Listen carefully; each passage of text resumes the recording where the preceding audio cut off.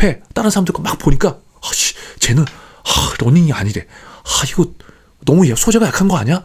또 저 친구 얘기 들어왔더니 야 그거 쓰면 되겠어. 다른 애들 다 엄청난 거 쓰던데. 그러니까 거기서부터 여러분들 또 막 멘붕이 오는 거야. 우리가 스트레스를 언제 받아요? 자소서를 쓰고 있는 지금이잖아. 근데 이걸 왜 물어보냐고. 그쵸? 하지만 그럼에도 불구하고 물어보는 의도가 있습니다.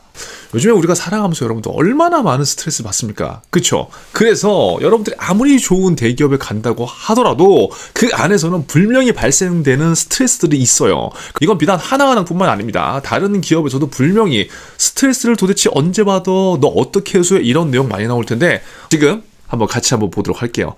자, 여러분들 지금 계속 이제 저랑 같이 하고 있지만 저희는 지금 하나은행 기업 분석 자료를 바탕으로 자소서 문항을 연기하고 있습니다. 이게 무슨 말이야? 나는 처음이에요. 라고 하는 생존이들은 이전 영상을 좀 돌려서 보시면은 1번 문항, 2번 문항 보시면서 이런 거구나 이해하실 수 있을 거예요. 결국 지금 이 기업 분석 자료에는 하나은행에 대한 이슈를 바탕으로 앞으로 자소서와 면접에서 어떻게 적용할지에 대한 연습들을 하는 거고, 이건 하나은행뿐만이 아니라 각 기업의 이슈를 어떻게 우리가 요리해서 자소서에 연결시키고 면접에 적용시키느냐, 이제 그 연습을 하는 거기 때문에 여러분들이 이러한 연습을 꾸준하게 지금부터 한번. 스트레스 받는 상황이 언젠가 여기 나왔습니다. 너 지원자 언제 스트레스 받아?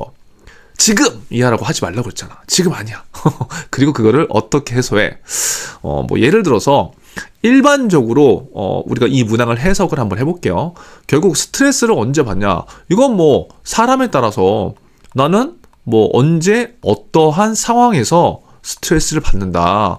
누구나가 이걸 이렇게 생각을 할 수 있을 거예요. 근데 지금 우리가 자소서를 작성하다 보면 생각이 너무 딥해져. 너무 깊어진단 말이에요. 그래서 자꾸 여기에서도 문항의 의도를 파악해. 문항의 의도가 뭐가 있어요, 여러분? 네가 언제 어떤 상황에 받는 건지 그걸 묻는 건데, 그걸 그러면 왜 묻는지를 생각해야 돼요.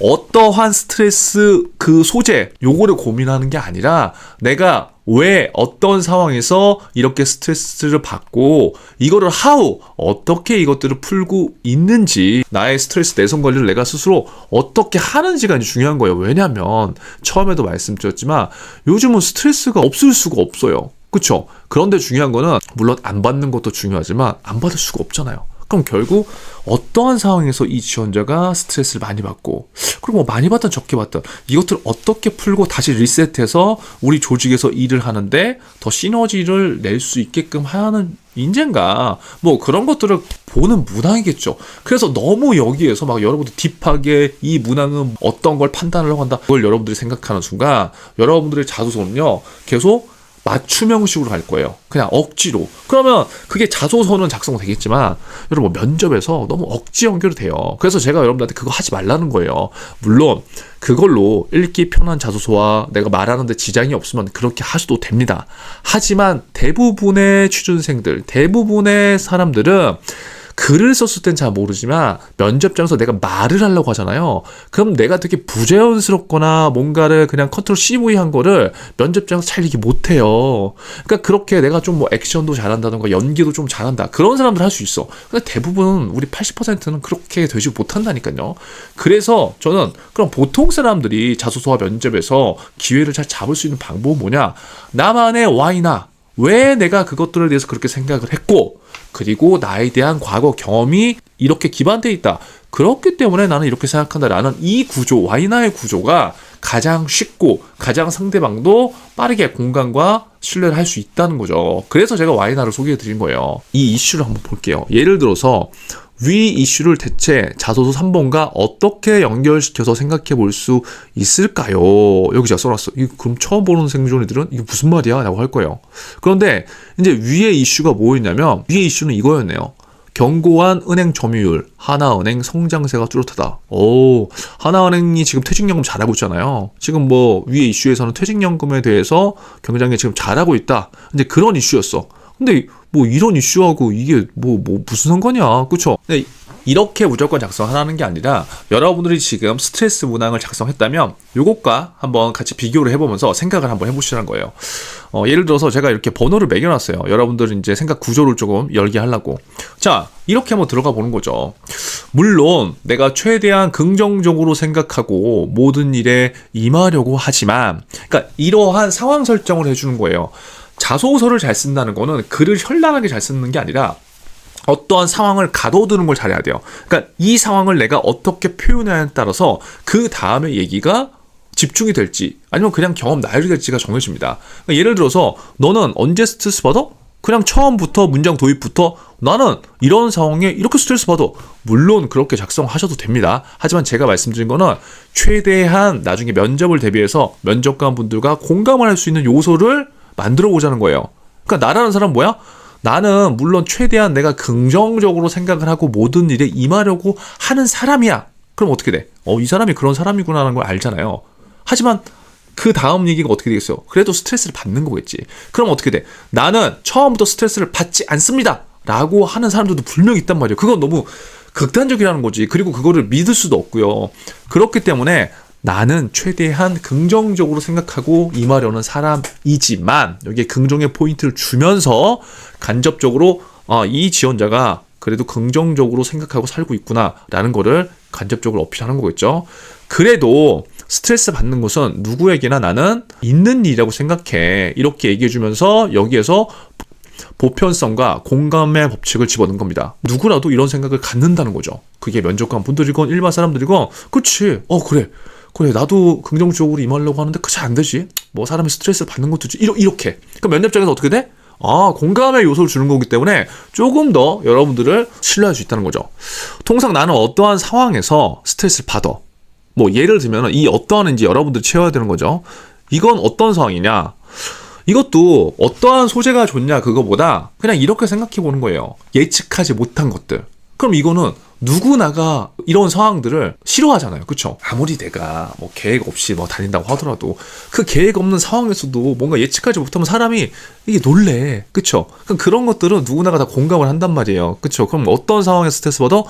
나 예측하지 못한 상황에서 조금 더 많은 스트레스 받는 것 같아. 그리고 보다 너무나 빡빡한 일정 막 그런 것들이 나는 조금 더 스트레스를 받더라. 이건 뭐냐면 리스크한 소재가 아니잖아요. 누구나가 다 공감할 법한 또 소재들인 거죠. 그러니까 이것도 마찬가지입니다. 이 소재를 작성하라는 게 아니라 이렇게 생각을 해볼 수도 있다는 거예요. 그래서 여기 써놨지만 소재는 크게 중요하지 않다. 중요한 건 왜, 그리고 내가 어떤 상황에서 스트레스를 받느냐를 반드시 자소서에 표현을 해주셔야 됩니다. 물론 스트레스를 안 받는 것이 좋지만 그럴 수 없는 현실이라고 생각을 한다. 중요한 것은 뭐다? 어떻게 푸는지가 훨씬 더 중요하다고 생각해. 나만의 Y가 들어갔죠. 그러니까 나는 원래 긍정적인 사람인데 뭐 그래도 이런 상황에서 스트레스 받아. 그런데 이건 안 받을 수 없고 그래도 이런 것들을 안 받을 수 없기 때문에 어떻게 푸는지가 더 중요해. 그럼 뭐야? 약간 좀 더 이 사람에 대해서 긍정적으로 생각할 수 있는 포인트들이 된다는 거죠. 근데 또 누군가는 이 스트레스를 언제 받는 거냐 여기에만 꽂혀 있어. 그리고 이 스트레스를 최대한 안 받아야 된다. 내가 하나은행에 입행하기 위해서 나 스트레스 받으면 안 뽑아줄 것 같아. 막 이런 심리 상태에 있단 말이에요. 그렇게 강한 접근이 잘못된 거라고요. 아시겠죠?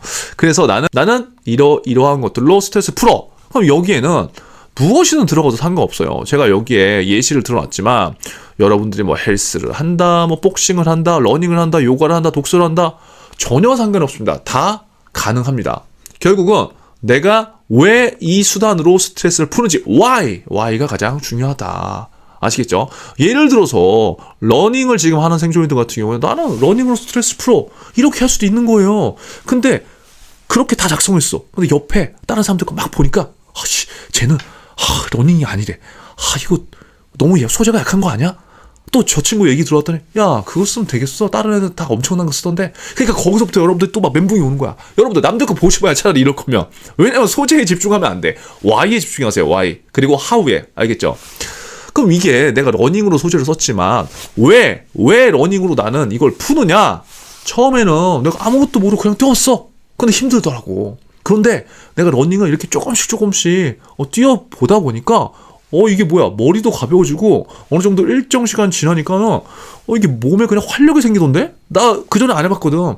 그래서 이런 좋은 것들이 생기길래 내가 한 주, 막 한 달 이렇게 했는데 벌써 1년이더라고.